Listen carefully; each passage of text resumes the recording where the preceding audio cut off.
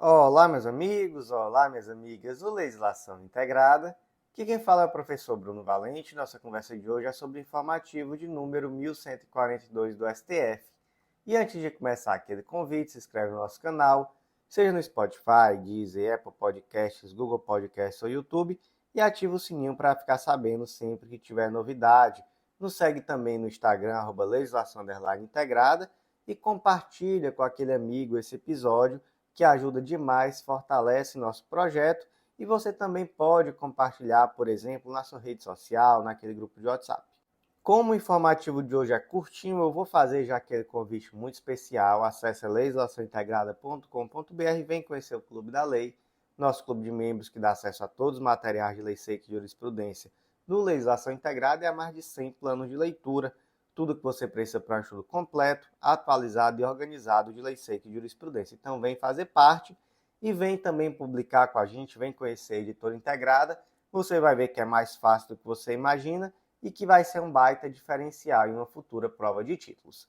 Então, gente, sem mais delongas, vamos para o primeiro julgado de hoje desse, que é o último informativo do STF antes da pausa do mês de julho. Então, o primeiro julgado de hoje diz respeito ao regimento interno do STF e o destaque ficou da seguinte forma: é inconstitucional por violar a competência privativa da União para legislar sobre direito penal e processual penal, o sistema acusatório e o princípio da isonomia, norma da Constituição Estadual que condiciona a prévia autorização judicial mediante decisão fundamentada da maioria absoluta do órgão especial do respectivo Tribunal de Justiça, o pedido de medida cautelar para fins de investigação criminal ou instrução processual penal em desfavor de autoridades com foro por prerrogativa de função.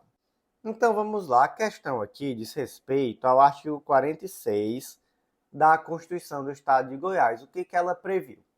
Trata aqui daquelas pessoas que têm foro por prerrogativa de função no Tribunal de Justiça de Goiás e determinou aqui nesse dispositivo que só é possível deferir cautelar aqui em matéria criminal por decisão da maioria absoluta do órgão especial do TJ Pará.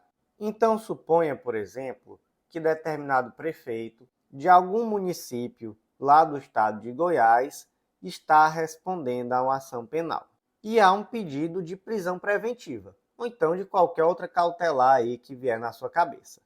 O relator, lá no estado de Goiás, pela literalidade do artigo 46 da Constituição Estadual, pode deferir esse pedido?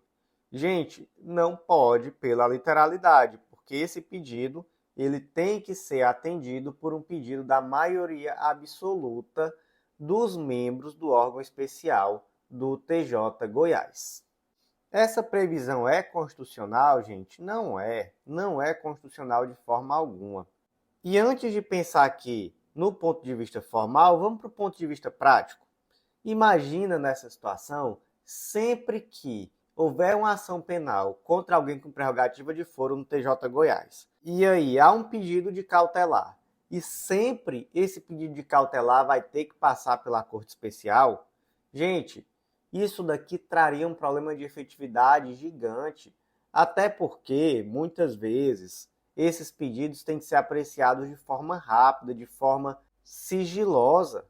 Então, muitas vezes, se você já de cara tem que mandar para o órgão especial, isso daí acaba quebrando essa possibilidade de ter uma ação rápida, efetiva e sigilosa. Então, com certeza, é um grave problema. Então, vamos lá. Quais são aqui os princípios constitucionais violados? Em primeiro lugar, a competência privativa da União para legislar sobre direito penal e direito processual. Segundo ponto, o sistema acusatório. E terceiro ponto, o princípio da isonomia, já que traz aqui um privilégio muito desproporcional em relação à situação do cidadão comum. E de quem é, então, a competência para deferir medidas cautelares? É do relator, nos mesmos termos, gente, com que se está previsto lá no regimento interno do STF.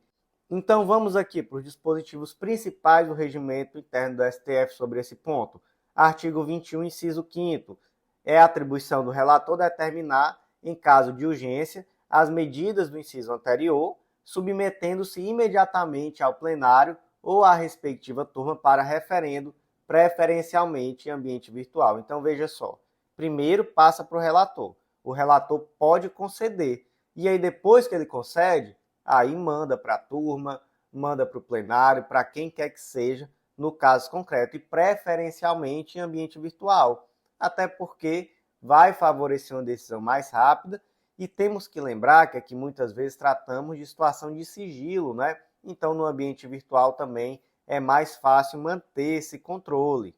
O parágrafo 5º destaca que essa medida cautelar ela tem efeito imediato, ainda que ela seja automaticamente inserida em pauta na próxima sessão.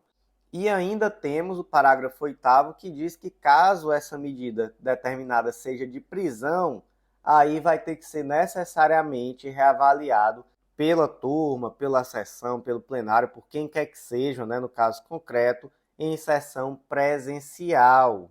E por último, ainda temos o 230C, parágrafo 2º, que diz que os requerimentos de prisão, de busca e apreensão, quebra de sigilo telefônico, fiscal, bancário, telemático, interceptação telefônica, além de outras medidas invasivas, serão processados e apreciados em autos apartados e sob sigilo pelo relator. Então, gente, veja só como é que é o normal, como é que é a regra. É o relator que defere e depois o relator vai submeter ao colegiado. Isso faz muito mais sentido, inclusive do ponto de vista prático, até porque já vimos, né, situações aqui, vários exemplos, especialmente esses que estão aqui no 230C, onde há uma necessidade que a decisão inicialmente seja sigilosa. Então, de que adianta uma busca e apreensão, uma quebra de sigilo telefônico, se não for sigiloso? Tem que ser sigiloso. Então, é necessário uma ação rápida. E aí depois você manda, de fato, para que o colegiado aprecie. Então, qual foi a conclusão do julgado?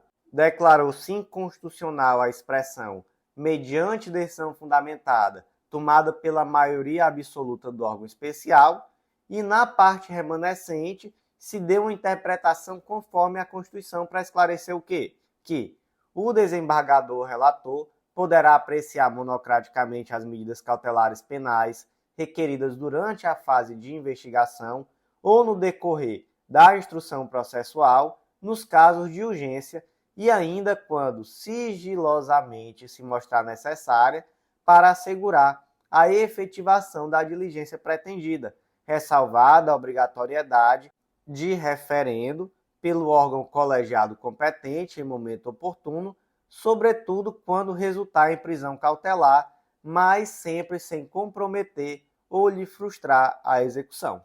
Vamos reler o destaque. É inconstitucional por violar a competência privativa da União para legislar sobre direito penal e processual penal, o sistema acusatório e o princípio da isonomia, norma de Constituição Estadual que condiciona a prévia autorização judicial, mediante decisão fundamentada da maioria absoluta do órgão especial do respectivo Tribunal de Justiça, o pedido de medida cautelar para fins de investigação criminal ou instrução processual penal em desfavor de autoridades com foro por prerrogativa de função.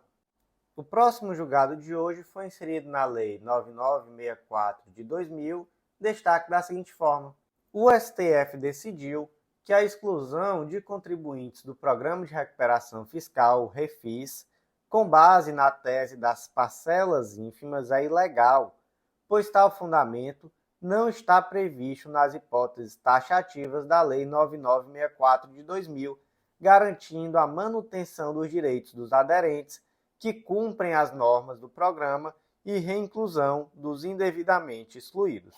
Primeiro ponto, que é o REFIS, o Programa de Recuperação Fiscal. É um programa que tem por objetivo permitir que pessoas jurídicas regularizem os débitos fiscais com condições especiais de parcelamento. Então, nós temos a Lei 9964, que regula o REFIS, detalhando ali quais são as condições de adesão, manutenção e de exclusão.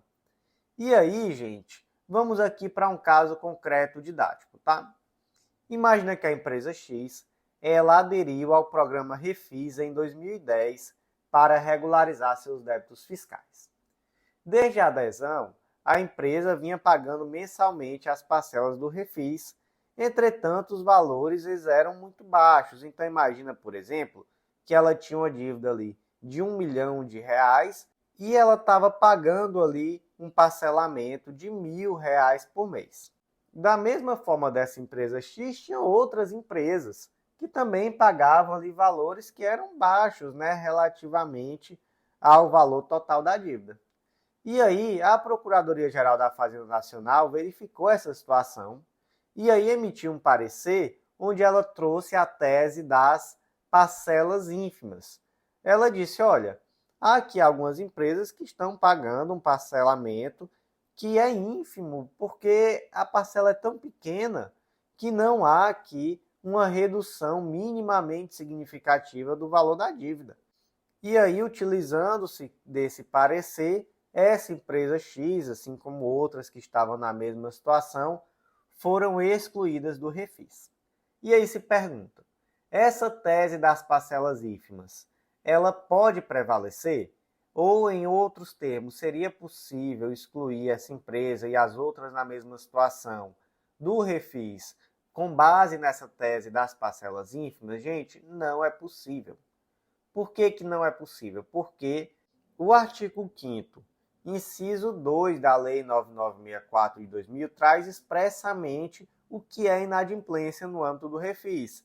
É o atraso de 3 parcelas consecutivas ou de 6 parcelas alternadas.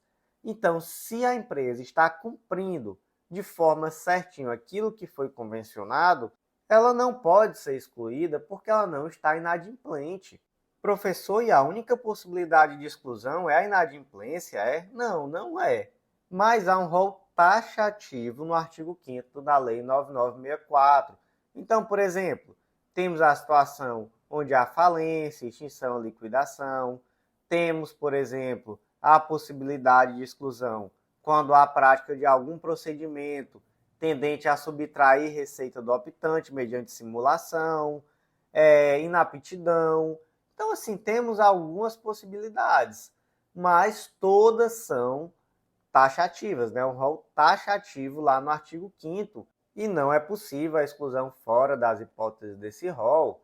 E, além disso, essa tese das parcelas ínfimas, ela visa equiparar essas parcelas ínfimas a uma situação de inadimplência, já que é um pagamento tão pequeno que não abate de forma substancial o valor da dívida.